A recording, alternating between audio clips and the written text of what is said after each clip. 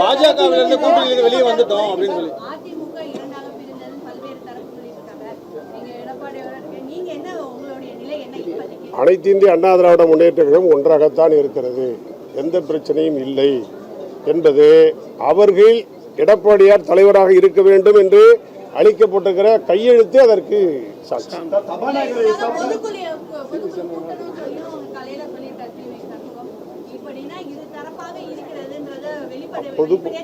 பொதுக்குழு என்பது வேறு, இன்றைக்கு இருக்கிற சட்டமன்ற நடவடிக்கைகளுக்கான பிரச்சனை என்பது பாஜக கூட்டணியிலிருந்து நாங்க இப்ப வெளியே வந்துட்டோம், இப்ப எந்த கூட்டணியிலும் நாங்க இல்ல அப்படின்னு சொல்லிட்டு சிவி சண்முகம் காலையில் சொல்லியிருந்தாரு. சொல்லுகிற அதிகாரம் பொதுச்செயலருக்கு மட்டுமே, முடிவெடுக்கிற அதிகாரம் பொதுச்செயலருக்கு மட்டுமே. அதுதான் எங்களுடைய கட்சியினுடைய பைலா. ஆளுக்கால எல்லாம் ஒவ்வொருவரும் சொல்ல முடியாது. கூட்டணியில அப்ப ஒண்ணு தொடர்றீங்க, தேசிய ஜனநாயக கூட்டணியில ஒண்ணு தொடர்றீங்களா? அதாவது ஒரு நிமிஷம்.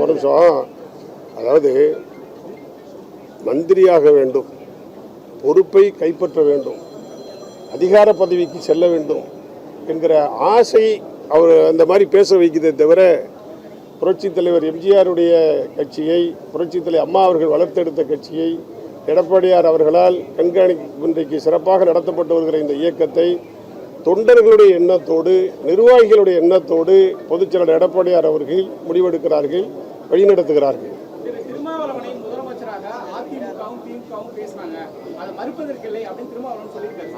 அதாவதுங்க ஆயிரம் சொல்லுவாங்க அவங்க.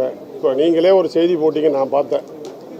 இவர் புஷி ஆனந்த் வந்து பொதுச்செயலாளர் எடப்பாடியார் வீட்டுக்கு வந்தாரு, இதோ பாருங்கள் காரை, இதோ பாருங்கள் உள்ளே இருக்கிறார் அப்படியே செய்தி போட்டீங்க. இல்லை உண்மையா?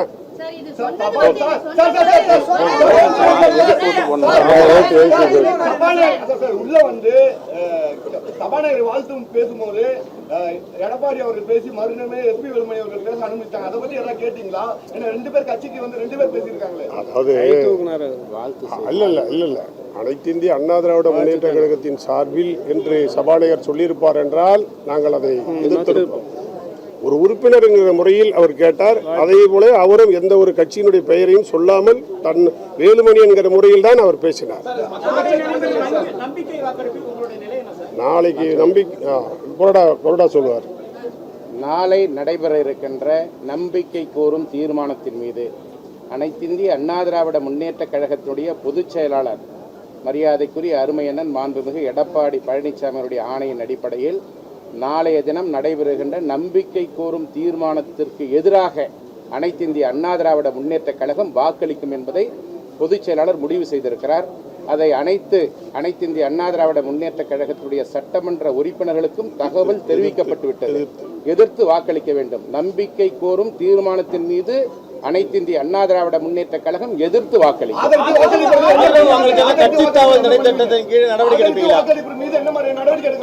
சட்ட ரீதியாக நடவடிக்கை மேற்கொள்ளப்படும்.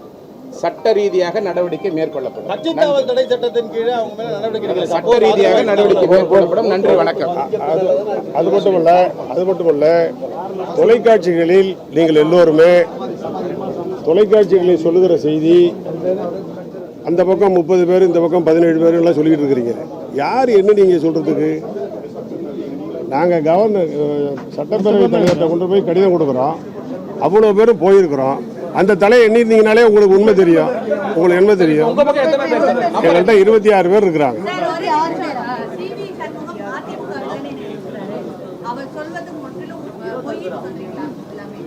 முழுக்க தவறான.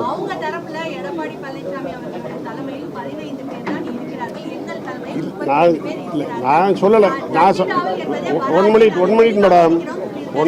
One minute madam. நேற்று பேரவைத் தலைவரிடத்தில் கடிதம் கொடுப்பதற்காக நாங்கள் போனோம். நாங்கள் போன தலைகள் எத்தனைன்னு நல்லா டீட்டெயிலாக நல்லா பெரிய தலையாக தான் அந்த டிவியில் ஃபோட்டோ வந்துச்சு. நீங்கள் எண்ணிருக்கலாமே.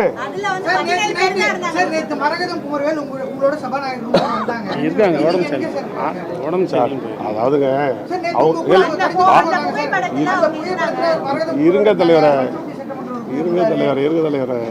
அதாவது எல்லாரும் அண்ணன் தம்பி. இப்போ வந்து சிவி சண்முகத்தை பார்த்தாக்க நான் வணக்கம் சொல்ல மாட்டேன்னா, என்ன தம்பி நல்லா இருக்கீங்களான்னு கேட்க மாட்டானா? அவர் என்கிட்ட பேச மாட்டாரா? கட்சிக்கு கொள்கை ரெண்டு பக்கம் வாதம் தெரியுறாங்க. கட்சிக்கு கொள்கை நன்றி நன்றி